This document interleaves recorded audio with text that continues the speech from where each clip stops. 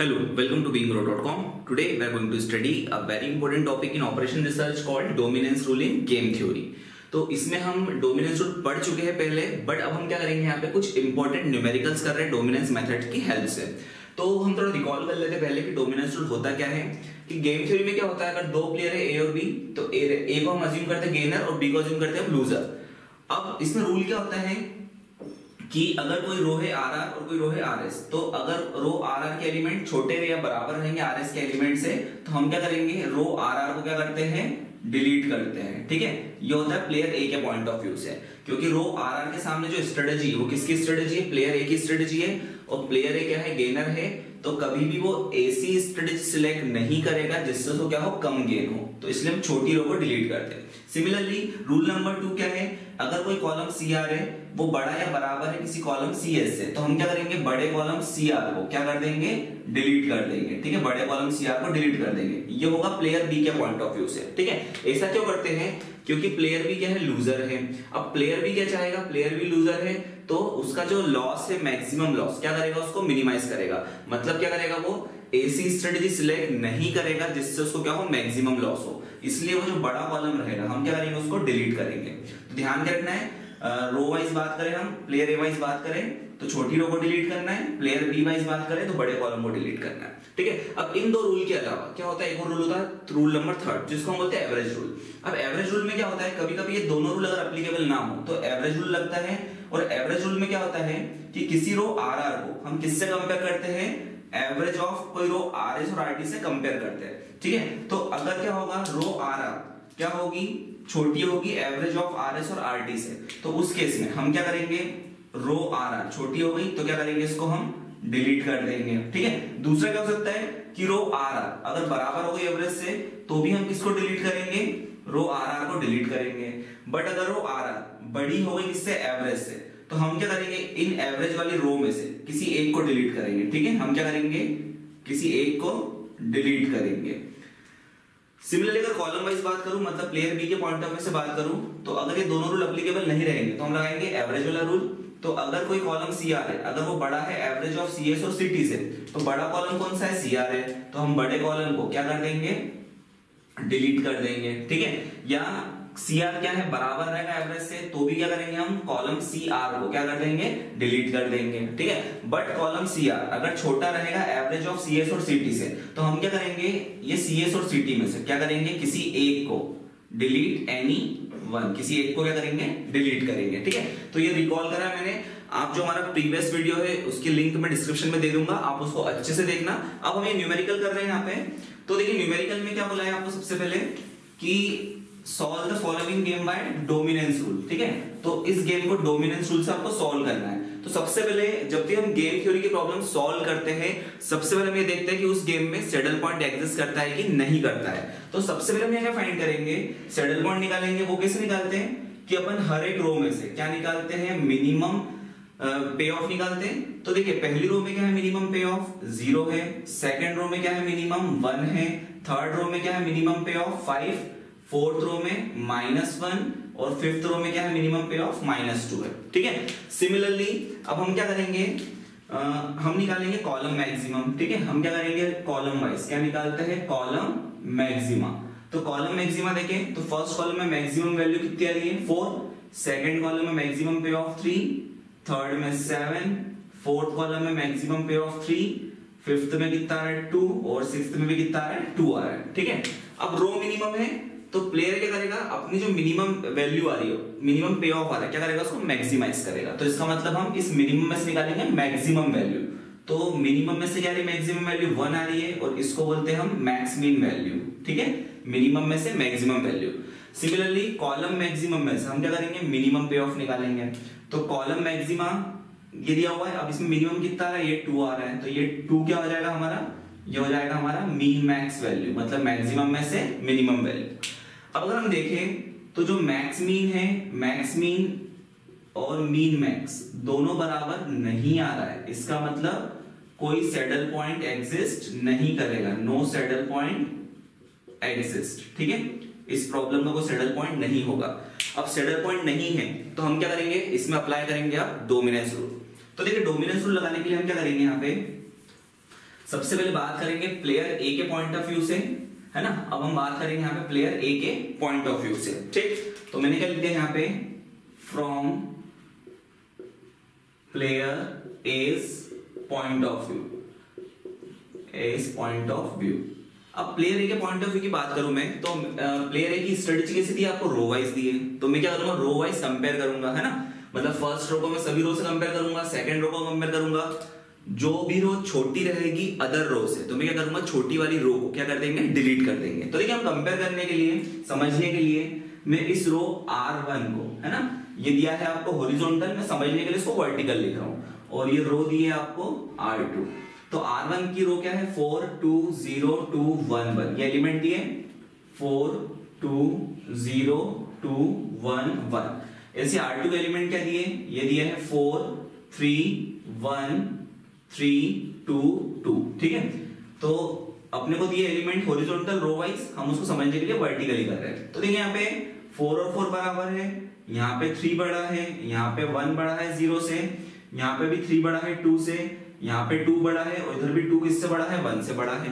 तो इसका मतलब क्या हो गया कि जो R1 रो है वो छोटी या बराबर है किससे, R2 रो से। तो R1 रो छोटी है तो मैं किसको डिलीट कर दूंगा, जो रो R1 है, R1 रो को मैं क्या कर दूंगा, डिलीट कर दूंगा, ठीक है। इसका मतलब क्या हो रही है कि जो R1 रो है वो डोमिनेट हो रही है किससे, R2 से, इसलिए मैं R1 रो क्या कर दूंगा, डिलीट कर दूंगा, ठीक है। तो पहली रो तो क्या हो जाएगी, डिलीट हो जाएगी। अब अगर मैं पहली रो को किसी और से कंपेयर करूं और पहली रो अगर छोटी ही आएगी, तो इसका मतलब क्या होगा, R1 तो डिलीट हो ही गई है, तो कंपेयर करने की अब जरूरत नहीं पड़ेगी आपको किसी और रो से, ठीक है। अब हम क्या करेंगे, सेकंड रो को कंपेयर करेंगे थर्ड फोर्थ फिफ्थ से। तो देखिए अब मैंने अगर क्या करा यहाँ पे, R2 को कंपेयर करा, तो R2 कितना है यहाँ पे, 4 3 1 3 2 2, ठीक है। कंपेयर किससे करा इसको मैंने, R3 से करा। अब R3 के एलिमेंट को क्या लिखे, हॉरिजॉन्टल है, उसको अपन वर्टिकल लिख रहे हैं कंपेयर करने के लिए, 4 3 7 -5 1 और 2। तो देखो यहाँ पे 4 और 4 बराबर है, 3 और 3 बराबर है, यहाँ पे 7 बड़ा है, बट इधर क्या हो गया, 3 और -5 में से ये 3 बड़ा हो गया, मतलब हम कंपैरिजन इसमें नहीं कर सकते, ठीक है। तो सेकंड और थर्ड रो में कंपेयर नहीं होगा। अब हम क्या करेंगे, सेकंड रो को किससे कंपेयर करेंगे, फोर्थ रो से कंपेयर करेंगे। तो जब मैंने सेकंड रो को फोर्थ रो से कंपेयर किया, तो फोर्थ रो के एलिमेंट कितने हैं, 4 3 4 -1 2 और 2। तो यहाँ पे कंपेयर करते हैं सेकंड और फोर्थ रो को, तो 4 और 4 बराबर है, 3 और 3 बराबर है, इधर 4 बड़ा हो गया, बट इधर क्या हो गया, 3 बड़ा हो गया, है ना। तो ये भी कंपैरिजन पॉसिबल नहीं है। तो अब हम क्या करेंगे, सेकंड रो को किससे कंपेयर करेंगे, फिफ्थ रो से कंपेयर करेंगे। तो सेकंड रो को जब मैंने फिफ्थ रो से कंपेयर करा, तो फिफ्थ रो के एलिमेंट क्या है, 4 3 3 -2 2 और 2। तो यहाँ पे भी देखो सेम लॉजिक है, ये दोनों बराबर है, ये दोनों बराबर है, इधर 3 बड़ा है, और इस साइड क्या हो गया, ये 3 -2 से बड़ा हो गया। तो यहाँ भी हम कंपेयर नहीं कर पाएंगे। तो इसका मतलब R2 किसी रो से कंपैरिजन नहीं हो रहा है। अब नेक्स्ट क्या करेंगे हम, R2 नहीं हो रहा, तो R3 की बारी करते हैं। अब R3 को कंपेयर करेंगे अपन, तो R3 को कंपेयर करा मैंने किससे, R4 से। तो देखो R3 के एलिमेंट क्या है, यहाँ पे ये लिखा 4 3 7 -5 1 और 2, और R4 के एलिमेंट क्या दिया यहाँ पे आपको, 4 3 4 -1 2 और 2। तो 4 और 4 बराबर है, 3 और 3 बराबर है, यहाँ पे 7 बड़ा है, बट -5 और -1 में से क्या बड़ा है, -1 बड़ा है। तो R3 और R4 को मैं कंपेयर नहीं कर सकता, है ना। तो ये कंपैरिजन भी नहीं होगा। अब क्या करूंगा मैं, R3 और R5 को कंपेयर करूंगा। अब R3 और R5 को कंपेयर करा, तो देखो इधर क्या लिखा है, 4, R5 में 4 3 3 -2 2 और 2। तो ये 4 4 बराबर, 3 3 बराबर, इधर 7 बड़ा और इधर -2 बड़ा। तो ये भी कंपैरिजन पॉसिबल नहीं है। इसका मतलब R3 का R4 R5 से कंपैरिजन पॉसिबल नहीं है। तो अब हम क्या करेंगे, R4 और R5 को कंपेयर करेंगे, ठीक है। तो मैंने क्या करा, R4 लिया और इधर क्या ले लिया मैंने, R5 रो ले ली। तो R4 के एलिमेंट कितने हैं, 4 3 4 -1 2 और 2, और R5 के एलिमेंट कितने हैं, 4 3 3 -2 2 और 2, ठीक है। अब मैंने कंपेयर करा, तो देखो यहाँ पे 4 और 4 बराबर आ रहा है, 3 और 3 बराबर आ रहा है, और यहाँ पे 4 बड़ा है 3 से, -1 बड़ा है, -2 से, 2 और 2 बराबर, 2 और 2 बराबर। तो हो गया ना, यहाँ पे जो R4 है वो बड़ा और बराबर आ रहा है किससे, R5 से। इसका मतलब R5 क्या हो गया, छोटा हो गया। तो हम किसको डिलीट कर देंगे, जो R5 रो है उसको क्या कर देंगे यहाँ पे डिलीट कर देंगे। मतलब आप एक साथ मल्टीपल रो भी डिलीट कर सकते हैं, ठीक है। तो कंपैरिजन आपको पूरा करना पड़ेगा इस टाइप से। तो यहाँ पे 2 रो डिलीट होगी, R1 और R5, ठीक है। तो मैंने क्या करा, इसमें से ये R1 रो हटा दी और एक R5 रो हटा दी। तो मेरे पास जो रेड्यूस मैट्रिक्स बचेगा वो क्या बचेगा, मैं लिख रहा हूं यहाँ पे। तो रेड्यूस मैट्रिक्स, रेड्यूस मैट्रिक्स। अब रेड्यूस मैट्रिक्स में क्या बचेगा, अगर मैं ए के पॉइंट ऑफ व्यू से देखूं तो मेरे पास ये जो रेड्यूस मैट्रिक्स है लिख लेते हैं हम यहाँ पे। तो देखो कौन कौन सी स्ट्रेटेजी बच रही है, सेकंड स्ट्रेटेजी, थर्ड स्ट्रेटेजी और फोर्थ स्ट्रेटेजी, है ना, इतना ही बच रहा है, ठीक है। और अगर मैं प्लेयर बी के पॉइंट ऑफ व्यू से देखूं तो सारी स्ट्रेटेजी बची है, क्योंकि अपन ने बी का भी यूज नहीं किया है। First, second, third, fourth, fifth और ये आ जाएगा इधर सिक्स्थ, ठीक है। तो एलिमेंट लिख लेते हैं हम। पहले कॉलम में 4 4 4, सेकंड में 3 3 3, फिर 1 7 4, फिर आएगा 3 -5 -1, फिर 2 1 2 और एंड में आ जाएगा 2 2 और 2। अब हम क्या करेंगे, अभी प्लेयर ए के पॉइंट ऑफ व्यू से हमने कंपेयर किया था रो को, अब हम प्लेयर बी के पॉइंट ऑफ व्यू से कंपेयर करेंगे कॉलम को, ठीक है। तो अब मैं क्या लिख रहा हूं यहाँ पे, फ्रॉम प्लेयर बीज पॉइंट ऑफ व्यू, ठीक है। अब प्लेयर बी के पॉइंट ऑफ व्यू से अब मैं कॉलम कंपेयर करूंगा। तो ये C1 कॉलम, ये C2, ये C3, ये C4, ये C5 और ये C6 कॉलम, इनको कंपेयर करेंगे। तो देखो मैं C1 को कंपेयर करूंगा पहले, C1 कॉलम को C2 C3 से। तो C1 और C2 को कंपेयर कर रहा हूं। तो देखो C1 क्या है 4 4 4 और C2 क्या है 3 3 3, ये लिख रहा हूं ऊपर। तो यहाँ पे अगर हम देखें तो C1 क्या हो गया, डायरेक्ट आ गया बड़ा किससे, C3 से। तो बड़े कॉलम को डिलीट करते हैं, ये हमने देखा था। तो किसको डिलीट कर देंगे, यहाँ से हम C1 को डिलीट कर देंगे, ठीक है। अब मैं C1 को किसी और से कंपेयर नहीं कर रहा हूं, क्योंकि C1 तो डिलीट हो गया है। तो C1 को अगर आप किसी और से कंपेयर करोगे तो मतलब ही नहीं निकलेगा, है ना। तो यहाँ पे C1 क्या है, बड़ा है C2 से, तो इसलिए C1 क्या हो जाएगा, डिलीट हो जाएगा। अब मैं क्या करूंगा, C2 से स्टार्ट करूंगा। अब C2 को कंपेयर करूंगा बाकी अदर कॉलम से। तो मैंने क्या करना है, यहाँ पे C2 को कंपेयर करूंगा मैं पहले C3 से। तो मैंने C2 को कंपेयर करा, तो C2 कितना है 3 3 3 और C3 कितना है 1 7 और 4। तो देखो यहाँ पे 3 बड़ा है, यहाँ पे 3 छोटा हो गया, तो कंपैरिजन पॉसिबल नहीं होगा C2 और C3 का। अब ऐसे अगर मैं C3 और C4 को देखो, है ना, तो देखो C4 में एलिमेंट क्या है 3 है, -5 है और -1 है। तो देखो C2 और C4 में एलिमेंट ये बराबर आ गए, इधर 3 बड़ा है और इधर भी 3 बड़ा है -1 से। तो क्या होगा कंपैरिजन, जो C2 है वो क्या हो गया, बड़ा और बराबर हो गया किससे, C4 से। अब C2 बड़ा और बराबर हो गया, इसका मतलब किसको डिलीट करेंगे हम, तो हम डिलीट किसको करेंगे, यहाँ पे जो C2 है उसको क्या कर देंगे हम, यहाँ पे डिलीट कर देंगे। तो इसमें से 2 कॉलम तो डिलीट हो जाएंगे। कौन कौन से डिलीट होंगे, एक तो फर्स्ट कॉलम और एक अपना सेकंड कॉलम यहाँ से डिलीट हो जाएगा, ठीक है। अब सेकंड कॉलम बड़ा है फोर्थ से, अब इसका मतलब सेकंड कॉलम तो डिलीट हो गया, वो बड़ा ही है फोर्थ से, है ना। बड़े कॉलम को डिलीट करना है तो उसका हम आगे यूज नहीं कर रहे हो। अब नेक्स्ट हम क्या करेंगे, यहाँ पे जो बचे हुए कॉलम है उनको भी कंपेयर करेंगे, हो सकता है और कोई कॉलम भी डिलीट हो जाए। तो देखो अब हमने क्या करा, नेक्स्ट कॉलम, अब C3 कॉलम को कंपेयर करेंगे C4 से। देखो यही कंपेयर कर रहा हूं मैं, C3 में 1 है, इधर 3 है, तो इधर 3 बड़ा हो गया, इधर 7 है, इधर -5 है, तो इधर 7 बड़ा हो गया, तो कंपैरिजन हो ही नहीं सकता। फिर C3 और C4 को कंपेयर करें ना, C3 और C5 को, सॉरी। तो देखो 1 और 2 में से 2 बड़ा है, 7 और 1 में से 7 बड़ा है और 4 और 2 में से 4 बड़ा है। तो इधर 7 बड़ा हो गया, इधर 2 बड़ा हो गया, पॉसिबल नहीं कंपैरिजन। तो मैं करूंगा कंपेयर 3 और 6 को। तो 1 और 2 में से 2 बड़ा है, 7 और 2 में से 7 बड़ा है, तो थर्ड और 6 का कंपैरिजन भी नहीं हो सकता। फिर सिमिलरली अब मैं 4th और 6th कॉलम कंपेयर करूंगा। तो देखो 3 और 2 में से देखें तो 3 बड़ा आ रहा है, -5 और 2 में से 2 बड़ा आ गया, तो 4 और 6 में कंपैरिजन नहीं होगा। फिर मैं देखूंगा 5 और 6 में कंपैरिजन। तो देखो 2 और 2 बराबर है, 1 और 2 बड़ा है और इधर 2 और 2 बराबर है। इसका मतलब क्या होगा, अगर मैं कंपेयर करूंगा C5 को और C6 को, तो C5 में क्या एलिमेंट है 2 1 2 और C6 में क्या है 2 2 और 2। तो देखो यहाँ पे ये 2 और 2 बराबर, ये 2 बड़ा और ये 2 और 2 बराबर, मतलब C5 क्या हो जाएगा, less than equals to C6 हो गया, मतलब C6 क्या हो गया, बड़ा हो गया। तो इसका मतलब इसको डिलीट कर देंगे हम, यहाँ से C6 वाले कॉलम को डिलीट कर देंगे क्योंकि वो बड़ा कॉलम है, ठीक है। तो इसमें से क्या होगा, अगर हम देखें तो जो रेड्यूस मैट्रिक्स मिलेगा वो क्या मिलेगा, थर्ड स्ट्रेटेजी, फोर्थ स्ट्रेटेजी और फिफ्थ स्ट्रेटेजी कॉलम वाइज, है ना। तो हमारे पास जो रेड्यूस मैट्रिक्स रहेगा, अब वो क्या रहेगा, यहाँ पे वो आ जाएगा रेड्यूस मैट्रिक्स, ठीक है। तो यहाँ पे ए है और यहाँ पे स्ट्रेटेजी बहुत ही कम हो गई, अब ए और बी के पास तीन स्ट्रेटेजी बची हैं।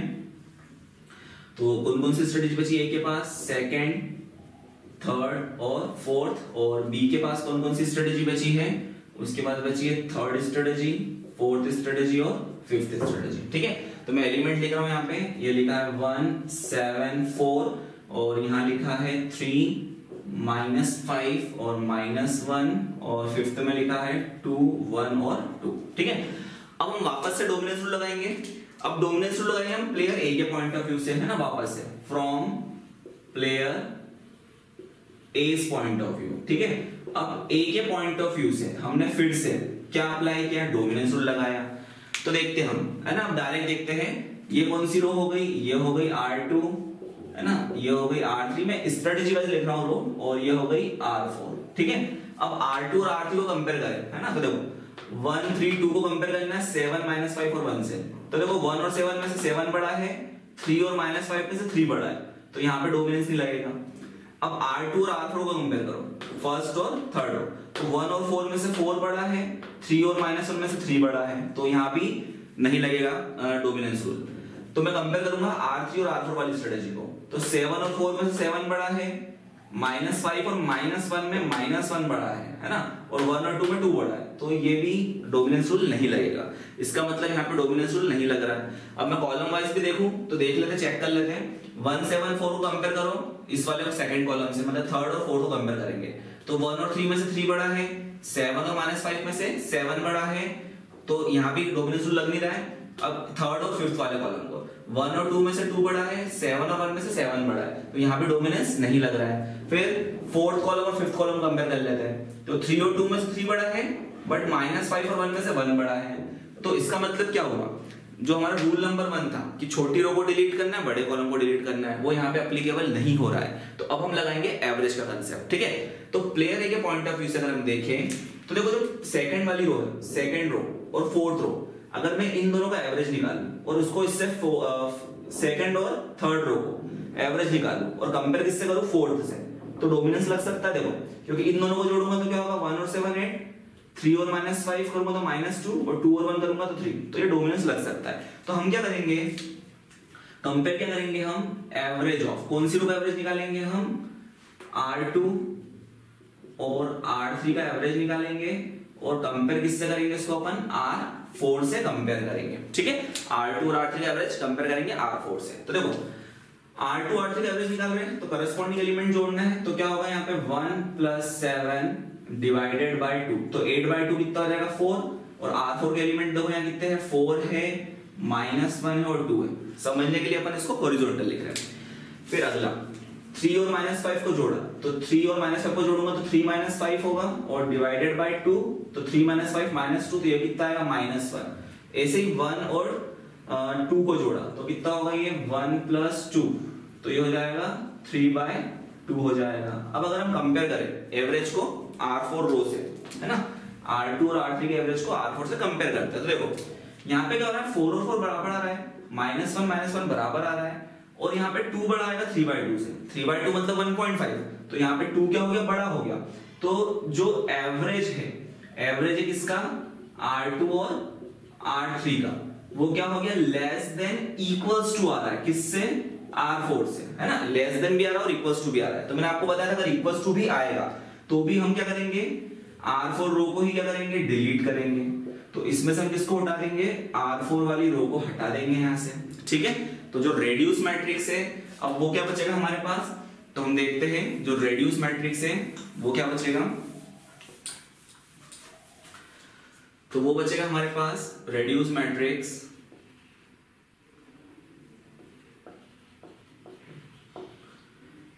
अब इसमें रो कितनी बची, 2 बची हैं, और कॉलम हमारे पास 3 बचे हैं, ठीक है।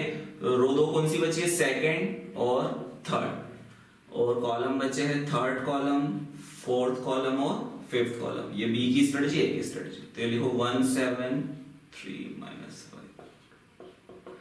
ठीक है।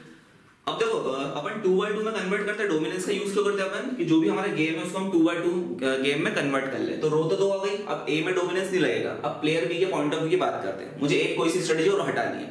तो अपन कंपेयर पहले ही कर चुके हैं, कोई भी डोमिनेट हो नहीं रहा है, तो इसमें भी हम क्या करेंगे, इसमें भी हम अप्लाई करेंगे एवरेज मेथड फ्रॉम बीज पॉइंट ऑफ व्यू, ठीक है। अब प्लेयर बी के पॉइंट ऑफ व्यू से अब हम देखें, अगर प्लेयर बी के पॉइंट ऑफ व्यू से तो क्या होगा। तो देखो अगर हम देखें ध्यान से, तो ये जो थर्ड और फोर्थ कॉलम है, इनका अगर मैं एवरेज निकालूं तो उसको मैं फिफ्थ से कंपेयर कर सकता हूं। देखो एवरेज निकालूंगा तो जुड़ेगा ये और 2 से डिवाइड होगा। तो हम क्या करेंगे, एवरेज निकालेंगे किसका, कॉलम थर्ड का और कॉलम फोर्थ का, और कंपेयर किससे करेंगे उसको, कॉलम फिफ्थ से कंपेयर करेंगे। तो जब मैंने एवरेज निकाला 3 और 4 का, तो देखो क्या होगा, यहाँ पे कॉलम 3 और 4 इनको जोड़ना है, तो 1 + 3 डिवाइडेड बाय 2, ये कितना आ जाएगा, 4/2, दैट इज 2 आ जाएगा। फिर 7 + -5 करूंगा तो ये हो जाएगा 7 - 5 डिवाइडेड बाय 2, तो 2/2 दैट इज 1 हो जाएगा। और फिफ्थ कॉलम में एलिमेंट कितने हैं, 2 और 1 है।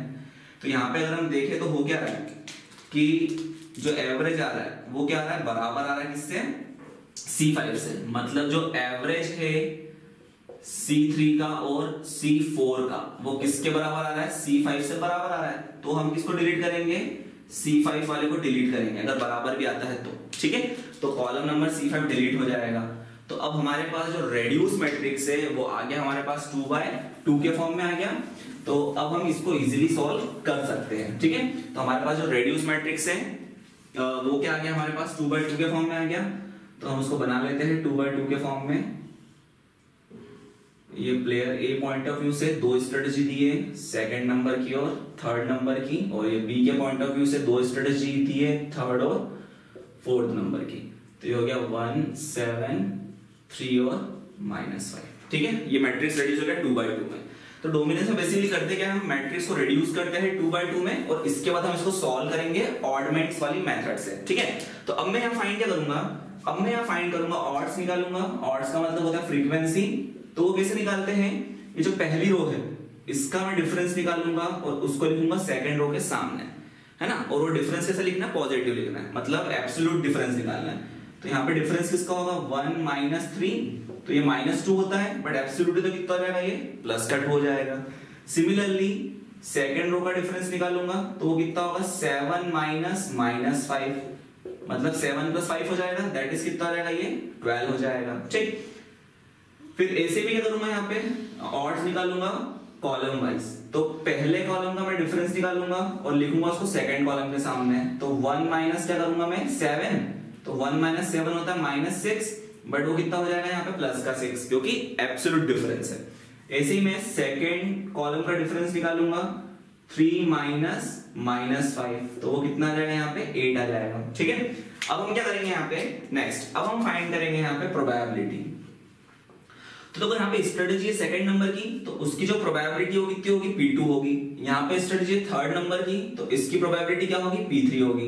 तो प्रोबेबिलिटी निकालना बहुत सिंपल है, पर्टिकुलर स्ट्रेटजी के सामने जो ऑड्स दिया है 12, उसको डिवाइड करना टोटल ऑड्स से। तो क्या होगा, ये 12 + 2, तो प्रोबेबिलिटी कितनी आएगी, 12/14, या इसको मैं अगर 2 से काट दूं तो क्या हो जाएगा, ये 7, सॉरी ये कितना हो जाएगा, 6/7 आ जाएगी प्रोबेबिलिटी। सिमिलरली P3 निकालें तो करस्पॉन्डिंग ऑड्स कितना है, 2, और टोटल ऑड्स कितने हैं, 12 + 2, तो प्रोबेबिलिटी कितनी आएगी इसकी, 2/14, या हो जाएगा ये 1/7। इन दोनों को जोड़ोगे तो सम कितना आ जाएगा, अपना 1 आ जाएगा, ठीक है। सिमिलरली हम प्रोबेबिलिटी फाइंड करेंगे किसके लिए, स्ट्रेटजी बी के लिए। तो यहाँ पे थर्ड स्ट्रेटजी है, मतलब प्रोबेबिलिटी Q3 आएगी, और यहाँ पे फोर्थ स्ट्रेटजी है, मतलब प्रोबेबिलिटी Q4 आएगी। तो हम Q3 कैसे निकालेंगे, देखो करस्पॉन्डिंग ऑड्स कितना है, 8 है, और डिवाइड किससे करेंगे इसको, 8 + 6 है, ठीक है। सिमिलरली Q4 में ऑड्स कितना है, 6 है, और टोटल ऑड्स कितना होगा यहाँ पे 8 + 6, तो Q3 कितना आ जाएगा हमारे पास 8/14, या इसको मैं 2 से काट दूं तो कितना होगा, ये 4/7। सिमिलरली Q4 कितना आएगा, 6/14 और 2 से कैंसिल कर देंगे तो ये हो जाएगा 3/7। दोनों का सम भी कितना आएगा 1 आएगा, ठीक है, प्रोबेबिलिटी है। तो अब नेक्स्ट में क्या फाइंड करूंगा यहाँ पे, ये मैं नेक्स्ट निकालूंगा यहाँ पे वैल्यू ऑफ गेम। तो वैल्यू ऑफ गेम कैसे फाइंड करते हैं हम देखते हैं। Value of game v equals to, देखो ये जो 1 है इस 1 का इंटू करना पहले ऑर्ड्स 12 में, तो 1 इंटू 12 प्लस फिर ये जो सेकंड ऑर्डर 7 इसका इंटू करना 2 में प्लस 7 इंटू 2 और डिवीजन में ऑर्ड्स का सम आ जाएगा, मतलब 12 प्लस 2। तो जो वैल्यू ऑफ गेम वो कितना आएगा 12 प्लस 14 दैट इज 26/14। तो ये कितना होगा 13/7 है ना, कैंसिल आउट कर दोगे तो ये आ गया वैल्यू ऑफ गेम। अब जो ऑप्टिमल स्ट्रेटेजी है, ऑप्टिमल स्ट्रेटेजी ए और बी की, वो कैसे लिखेंगे ऑप्टिमल स्ट्रेटेजी, ठीक है। हम पहले बात कर रहे हैं किसकी, प्लेयर ए की। तो कैसे लिखेंगे प्लेयर ए की ऑप्टिमल स्ट्रेटेजी। देखो प्लेयर ए के पास इनिशियली बहुत सारी स्ट्रेटेजी थी, मतलब 5 स्ट्रेटेजी थी और एंड में कौन कौन सी बची, सेकंड और थर्ड बची। तो पहली वाली तो 0 होगी, सेकंड वाले की प्रोबेबिलिटी कितनी आई 6/7, थर्ड वाले की प्रोबेबिलिटी 1/7 और 4, 5 ये दोनों 0-0 कहलाएगी, ठीक है। ऐसे ही प्लेयर बी के पास स्टार्ट में 6 स्ट्रेटेजी थी और कौन कौन सी बची उसके पास, केवल थर्ड और फोर्थ बची। मतलब स्टार्ट की फर्स्ट 0, सेकंड 0, फिर थर्ड वाली कितनी आई थी 4/7, फोर्थ वाली कितनी आई 3/7 और फिफ्थ और सिक्स 0। ये आ गई ऑप्टिमल स्ट्रेटेजी प्लेयर ए की। ये क्वेश्चन नंबर 1 हुआ। तो क्वेश्चन 2 में आपको बोला है कि A and B play game in which each has 3 coin. तो ए और बी गेम को प्ले कर रहे हैं और दोनों के पास 3 कॉइन है, एक 5 पैसा, 10 पैसा और 20 पैसे का। Each player select a coin without the knowledge of others choice. तो दोनों प्लेयर करेंगे, कॉइन को सिलेक्ट करेंगे बट उनको ये नहीं पता रहेगा कि दूसरे वाले ने कौन सा कॉइन सिलेक्ट करा है। अगर कॉइन का सम क्या रहेगा ऑड रहेगा, है ना। अगर कॉइन का सम रहेगा ऑड तो जो ए है वो क्या करेगा बी का कॉइन जीत लेगा। मतलब अगर कॉइन का सम ऑड आ गया तो जो ए है वो बी वाला कॉइन जीत लेगा। सिमिलरली अगर कॉइन का सम इवन आ गया तो जो बी है वो ए का कॉइन जीत लेगा, ठीक है। कॉइन का सम अगर इवन आ गया तो बी क्या जीत लेगा, ए का कॉइन जीत लेगा। तो हमें फाइंड करना है, find the best strategy for each player and value of game. तो हमें बेस्ट स्ट्रेटेजी निकालना है हर प्लेयर की और वैल्यू ऑफ गेम निकालना है। बट क्वेश्चन ये उठता है कि यहाँ पे आपको पे ऑफ मैट्रिक्स नहीं देके रखा है, तो पहले हमें पे ऑफ मैट्रिक्स बनाना पड़ेगा। तो हम कैसे बनाते हैं वो सिंपल है। देखिए ए और बी दोनों के पास क्या है, यहाँ पे 3 अलग अलग कॉइन है ना। एक है 5 पैसा कॉइन, एक है 10 पैसा कॉइन और एक है 20 पैसा कॉइन। सिमिलरली ए के पास भी है 5 पैसा कॉइन, 10 पैसा कॉइन और 20 पैसा कॉइन, ठीक है। तो हम ये स्ट्रेटेजी मान लेते हैं, 3 स्ट्रेटेजी हो गई, ये फर्स्ट, ये सेकंड और ये थर्ड। सिमिलरली ये भी फर्स्ट, सेकंड और थर्ड, ठीक है। अब ए को हम क्या मानते हैं, ध्यान रखना है, ए को हम क्या मानते हैं, गेनर मानते हैं और बी को हम क्या मानते हैं, लूजर मानते हैं। तो ए अगर जीतेगा तो यहाँ पे सारी वैल्यू पे ऑफ प्लस में आएगी और अगर बी जीतेगा तो पे ऑफ की वैल्यू क्या में आएगी, माइनस में आएगी, क्योंकि बी लूजर है। तो जो भी पे ऑफ मैट्रिक्स बनता है वो ए के हिसाब से बनता है, ठीक है। अब देखो यहाँ पे बोला क्या है, अगर सम ऑफ कॉइन क्या रहेगा, ऑड रहेगा, तो कौन जीतेगा, ए जीतेगा। किसका कॉइन, बी का कॉइन। तो मैं क्या कर रहा हूँ, ऑड वाली पोजीशन को मार्क कर रहा हूँ जहां सम ऑड आएगा। तो देखो 5 और 5 10 होता है, तो ये तो ऑड नहीं होगा। 5 और 10 15 होता है, तो ये ऑड नंबर है। फिर 5 और 20 25, ये भी ऑड नंबर है। फिर 10 और 5 15, ये भी ऑड नंबर है। 10 और 10 20 इवन, 10 और 20 30, ये भी इवन नंबर है। 20 और 5 25, ये ऑड नंबर है। 20 और 10 30 इवन, 20 और 20 40 इवन नंबर। तो केवल 4 पोजीशन पे ऑड आ रहा है सम। तो अगर सम ऑफ कॉइन ऑड रहेगा तो कौन जीत रहा है, ए जीत रहा है। किसका कॉइन, बी का कॉइन। तो बी के पास जो कॉइन है वो यहाँ लिख दो, खत्म। ए जीत रहा है बी के कॉइन, तो देखो यहाँ पे अब ये अपना पोजीशन ऑड सम वाली है, तो कौन जीत रहा है, ए जीत रहा है बी के पॉइंट। तो बी के पास यहाँ 5 पैसा है, तो कौन जीत जाएगा, ए जीत जाएगा। तो यहाँ 5 और 5 आएगा। इधर बी के पास 10 पैसा है, कौन जीत गया, ए जीत गया। तो ये 10 आएगा, इधर बी के पास 20 है, तो कौन जीत गया, ए जीत गया, 20 आ जाएगा, ठीक है। तो सम अगर कॉइन का ऑड रहेगा तो ए जीतेगा बी का कॉइन। तो ए ने जीत लिया बी के जो कॉइन थे, है ना, इसलिए प्लस में लिखा पे ऑफ, ठीक। अब जो रिमेनिंग पोजीशन है वो सारी पोजीशन पे सम के साथ हमारा कॉइन का इवन आ रहा है ना, अभी आपको बताया था। जैसे 10 और 10 20, 5 और 5 10, सब जगह इवन आ रहा है। तो जब सम ऑफ कॉइन इवन रहेगा तो कौन जीत रहा है, बी जीत रहा है ए का कॉइन, बी जीत रहा है ए का कॉइन। तो बी लूजर है, अगर बी जीतेगा तो पे ऑफ जो हम लिखेंगे उसके आगे माइनस साइन आएगा, ठीक है, पे ऑफ क्या आएगा माइनस साइन। तो देखो अब बी जीत रहा है कॉइन, तो आपको रो वाइज देखना है। अब बी जीत रहा है इसका मतलब क्या है, यहाँ पे ए का कॉइन जीता बी ने, तो यहाँ कितना आएगा -5, इधर बी ने जीता ए का कॉइन तो इधर कितना आएगा -10 और -10। सिमिलरली बी ने जीता ए का कॉइन दो पोजीशन पे, तो ये कितना आएगा -20 और -20, ठीक है, ये सिंपल तरीके से बनेगा। तो बस लॉजिक क्या रखना आपको यार, अगर बी ये इवन पोजीशन आ रही सारी, यहाँ पे देख लो सम करके इवन आएगा तो बी जीतेगा, और बी जीतेगा तो पे ऑफ पे माइनस साइन आएगा, और बी किसका कॉइन जीत रहा है, ए का कॉइन जीत रहा है, इसलिए हमने इस टाइप से लिखा इसको।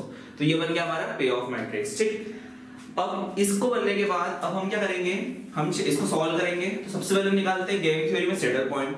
तो सैडल पॉइंट कैसे निकालेंगे, हम देखेंगे इसमें रो मिनिमा।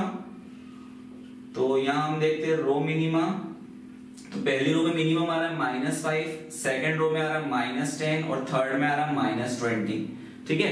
और इन मिनिमम में से मैक्सिमम हम देखें, है ना, ये जो मिनिमम पे ऑफ है इसमें से निकालेंगे मैक्सिमम पे ऑफ, तो वो कितना आएगा यहाँ पे -5 आएगा। तो ये कौन सी वैल्यू हो गई, मैक्स में, ठीक है। अब हम क्या करेंगे, अब हम निकालेंगे यहाँ पे कॉलम, अब हम निकालेंगे यहाँ पे कॉलम मैक्सिमा, मतलब हर कॉलम की मैक्सिमम वैल्यू, क्योंकि बी लूजर है तो उसका मैक्सिमम लॉस निकालते हैं पहले।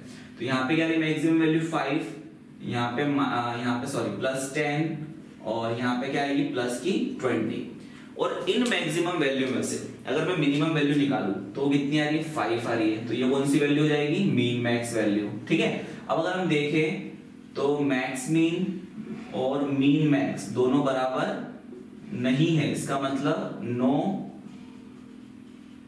सैडल पॉइंट एग्जिस्ट, ठीक है। तो कोई सैडल पॉइंट एग्जिस्ट नहीं करेगा इस प्रॉब्लम का। तो इसको हम सॉल्व करेंगे डोमिनेंस रूल से, ठीक है। अब कैसे सॉल्व करेंगे देखते हैं यहाँ पे हम।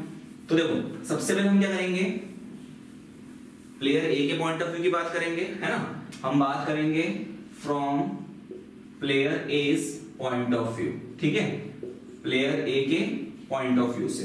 तो मैं प्लेयर ए के पॉइंट ऑफ व्यू से बात कर रहा हूं, तो रो कंपेयर करेंगे, तो ये रो नंबर R1, ये रो नंबर R2 और ये रो नंबर R3 हो गई, ठीक है। तो रो R1 को कंपेयर करेंगे हम रो R2 से। तो R1 में क्या एलिमेंट है, ये दिए हॉरिजॉन्टल, ये दिए हॉरिजॉन्टल, समझने के लिए मैं वर्टिकल लिख रहा हूं। तो ये हो जाएगा -5, 10 और 20। R2 में 5, -10 और -10, ठीक है। तो हम यहां देखें तो यहाँ -5 से बड़ा है 5, मगर इधर 10 बड़ा हो गया -10 से, तो R1 R2 में कंपैरिजन नहीं होगा। अब क्या करूंगा मैं, R1 का कंपैरिजन किससे करूंगा, R3 से करूंगा। तो R1 R3, तो R3 के एलिमेंट कितने दिए, 5, -20 और -20, ये दिया आपको R3 के एलिमेंट। तो हम देखें यहाँ पे -5 और 5, तो 5 बड़ा है, 10 और -20 तो 10 बड़ा है, तो यहाँ कंपैरिजन पॉसिबल नहीं है, मतलब रो वाइज कंपैरिजन पॉसिबल नहीं हो रहा फर्स्ट और थर्ड का, फर्स्ट और सेकंड का। अब हम क्या करेंगे, R2 R3 को कंपेयर करेंगे। तो रो नंबर 2 और रो नंबर 3 को कंपेयर करा, तो रो नंबर 2 के एलिमेंट कितने हैं, 5, -10, -10। रो नंबर 3 के एलिमेंट क्या है, 5, -20, -20। अब देखो यहाँ पे ये 5 और 5 बराबर है, -10 बड़ा है, इधर भी -10 बड़ा है, तो हो क्या रहा है, जो R2 है वो बड़ा बराबर आ गया किससे, R3 से। तो कौन सी रो छोटी हो गई, R3 रो छोटी हो गई, तो हम इसको डिलीट कर देंगे, रो R3 को हम क्या कर देंगे, डिलीट कर देंगे, ठीक है। तो रो R3 डिलीट हो जाएगी, तो ये वाली रो डिलीट हो गई हमारे से। तो जो रेड्यूस मैट्रिक्स है वो क्या बचेगा हमारे पास, ये प्लेयर ए के पास बचेगी 2 स्ट्रेटेजी और प्लेयर बी के पास बचेगी 3 स्ट्रेटेजी, ठीक है। तो प्लेयर ए के पास बचेगी फर्स्ट और सेकंड स्ट्रेटेजी, और प्लेयर बी के पास फर्स्ट, सेकंड और थर्ड स्ट्रेटेजी, ठीक है। तो यहाँ आ जाएगा -5, 5, फिर 10, -10 और ये रहेगा 20 और -10, ठीक है। अब क्या करेंगे हम, अब हम बात करेंगे फ्रॉम बी's पॉइंट ऑफ व्यू, है ना, प्लेयर बी के पॉइंट ऑफ व्यू से। तो प्लेयर बी के पॉइंट ऑफ व्यू से हम क्या करेंगे, कंपेयर करेंगे किसको, कॉलम्स को, ठीक है। तो जैसे C1 कॉलम है, इसको कंपेयर करेंगे हम C2 कॉलम से। तो देखो C1 में क्या है, -5 और 5 है, और C2 में क्या है, 10 और -10 है। तो अगर मैं कंपेयर करूं तो यहाँ 10 बड़ा है, इधर 5 बड़ा है, तो ये तो पॉसिबल नहीं है। फिर C1 को कंपेयर किससे करेंगे हम, C3 से। तो C3 में कितना है 20 और -10, तो इधर 20 बड़ा इधर 5 बड़ा है, तो ये भी कंपैरिजन पॉसिबल नहीं है। तो C1 किसी से कंपेयर नहीं हो रहा है, तो अब हम करेंगे C2 और C3 को कंपेयर। तो C2 की बात करो और यहाँ मैंने लिखा C3, तो C2 कितना है 10 और -10 और C3 कितना है 20 और -10, तो इधर 20 बड़ा है और ये -10 बराबर आ गए। तो C2 less than equals to क्या आ गया, C3 आ गया, है ना। तो इसका मतलब कौन सा कॉलम बड़ा है, C3 कॉलम बड़ा है, तो डिलीट किसको करेंगे हम, C3 कॉलम को। तो इसको मैंने डिलीट कर दिया। तो जो हमारे पास रेड्यूस मैट्रिक्स बचेगा वो क्या बचेगा हमारे पास, रेड्यूस मैट्रिक्स कुछ इस टाइप से बचेगा रेड्यूस मैट्रिक्स हमारे पास, ठीक है। प्लेयर ए के पास भी 2 स्ट्रेटेजी और प्लेयर बी के पास भी क्या बचेगी, 2 स्ट्रेटेजी बचेगी, ठीक है। ये हो जाएगा हमारा रेड्यूस मैट्रिक्स, ठीक। अब हम क्या करेंगे, इस रेड्यूस मैट्रिक्स में से हम सॉल्व करेंगे इसमें वैल्यू ऑफ गेम और ऑप्टिमल स्ट्रेटेजी के लिए। तो हम यूज करेंगे ऑड माइंड्स वाली मेथड। तो पहले मैं क्या फाइंड करूंगा, यहाँ पे ऑड्स निकालूंगा। तो कैसे निकालते हैं, पहली रो का डिफरेंस सेकंड रो के सामने लिखना एब्सोल्यूट डिफरेंस। तो ये -5 में से माइनस करना 10, तो ये होगा -15 और ये हो जाएगा यहाँ पे बाहर आके प्लस का 15। ऐसे ही सेकंड रो का डिफरेंस लिखना फर्स्ट रो के सामने एब्सोल्यूट। तो 5 में से माइनस क्या होगा, -10, तो ये कितना आ जाएगा, ये भी आ जाएगा 15। अब अगर हम इनकी प्रोबेबिलिटी निकाले तो ये स्ट्रेटेजी 1 है, तो इसकी प्रोबेबिलिटी P1, स्ट्रेटेजी 2 है, इसकी प्रोबेबिलिटी P2। तो देखो P1 की अगर मैं बात करूं तो P1 प्रोबेबिलिटी कैसे निकालेंगे, ऑड्स कितना दिया आपको 15 और सम ऑफ ऑड्स इन दोनों को जोड़ना है, तो ये हो जाएगा 15 + 15, तो 15/30 दैट मींस 1/2। सेकंड भी सेम ही आएगा, 15 डिवाइडेड बाय क्या होगा, 15 + 15 दैट इज क्या आएगा 1/2, ठीक। अब हम क्या करेंगे यहाँ पे, अब हम निकालेंगे ऑड्स निकालेंगे कॉलम वाइज। तो पहले कॉलम का डिफरेंस निकालना एब्सोल्यूट, तो ये -5 और उसको लिखना सेकंड कॉलम के सामने, है ना। तो ये हो गया प्लस का 10, है ना, एब्सोल्यूट डिफरेंस है। सिमिलरली इन दोनों का डिफरेंस निकालना, तो 10 - -10, तो ये कितना हो जाएगा 20 हो जाएगा, ठीक है। अब मैं निकालूंगा प्रोबेबिलिटी। तो देखो प्रोबेबिलिटी निकालूंगा तो यहाँ पे फर्स्ट और सेकंड स्ट्रेटेजी है, तो पहले की प्रोबेबिलिटी Q1 और सेकंड की प्रोबेबिलिटी क्या होगी Q2। तो Q1 कैसे निकलेगा, करस्पॉन्डिंग ऑड्स 20 है और टोटल ऑड्स कितना होगा यहाँ पे 20 + 10, और यहाँ पे करस्पॉन्डिंग ऑड 10 है और टोटल ऑड कितने हैं 20 + 10 आ जाएगा, ठीक है। तो यहाँ पे क्या हो जाएगा Q1 ये हो जाएगा 20/30 दैट इज 2/3 और Q2 कितना हो जाएगा, ये 1/3 हो जाएगा, ठीक है। अब मैं क्या निकालूंगा यहाँ पे, अब हम फाइंड करेंगे यहाँ पे वैल्यू ऑफ गेम जिसको हम बोलते हैं V। तो बहुत सिंपल है, आपको बताया मैंने इसके पहले वाले क्वेश्चन में।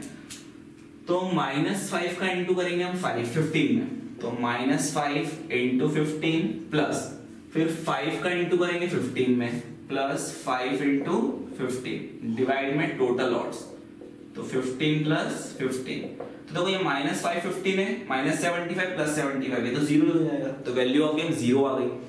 और ऑप्टिमल स्ट्रेटजी लिखना है तो बहुत इजीली लिख सकते हैं हम ऑप्टिमल स्ट्रेटजी। तो देखो ऑप्टिमल स्ट्रेटजी हम कैसे लिखेंगे, पहले मैं लिखूंगा प्लेयर ए के लिए। तो जो ऑप्टिमल स्ट्रेटजी वो क्या आएगी प्लेयर ए के लिए, 3 स्ट्रेटजी थी तो फर्स्ट और सेकंड बची है, तो वैल्यू कितनी है इसकी 1/2 और थर्ड की 0। ऐसे ही प्लेयर बी की जो ऑप्टिमल स्ट्रेटजी है फर्स्ट और सेकंड है तो कितनी है 2/3 और 1/3 और ये 0, ठीक। तो ये कुछ प्रैक्टिकल क्वेश्चन थे डोमिनेंस के, न्यूमेरिकल इंपॉर्टेंट थे दोनों। अगर आपको वीडियो पसंद आए तो हमारे वीडियो को शेयर कीजिए, चैनल को सब्सक्राइब कीजिए। Thank you.